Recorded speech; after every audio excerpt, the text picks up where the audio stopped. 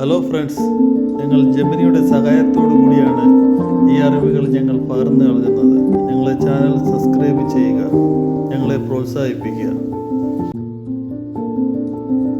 കായ്കൾ വേഗത്തിലുണ്ടാകാനും നല്ല വലിപ്പമുള്ള കായ്കൾ ലഭിക്കാനും സഹായിക്കുന്ന ചില ലളിതമായ ടിപ്പുകൾ താഴെ പറയുന്നവയാണ്.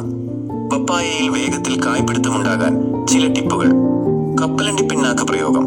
പപ്പായയ്ക്ക് ഏറ്റവും മികച്ച വളമാണ് കടലപ്പിണ്ണാക്ക്, ഗ്രൗണ്ട്നട്ട് കേക്ക്. ഇത് വെള്ളത്തിൽ കുതിർത്ത് തെളിയെടുത്തു ചുവട്ടിൽ ഒഴിച്ചു കൊടുക്കുന്നത് ചെടിയുടെ വളർച്ച വേഗത്തിലാക്കാനും പെട്ടെന്ന് പൂവിടാനും സഹായിക്കും. നനയ്ക്കൽ. പപ്പായയ്ക്ക് കൃത്യമായ നന ആവശ്യമാണ്, എന്നാൽ ചുവട്ടിൽ വെള്ളം കെട്ടി നിൽക്കരുത്. മണ്ണ് എപ്പോഴും ഈർപ്പമുള്ളതായിരിക്കാൻ ശ്രദ്ധിച്ചാൽ ചെടി പെട്ടെന്ന് പുഷ്പിക്കും. സൂര്യപ്രകാശം. പപ്പായയ്ക്ക് കുറഞ്ഞത് 6 മുതൽ 8 വരെ മണിക്കൂർ നേരിട്ടുള്ള സൂര്യപ്രകാശം ലഭിക്കണം. തണലത്താണ് പപ്പായ നിൽക്കുന്നതെങ്കിൽ അത് ഉയരം വയ്ക്കുമല്ലാതെ കായ്കൾ ഉണ്ടാകാൻ വൈകും. പൊട്ടാസ്യം അടങ്ങിയ വളങ്ങൾ.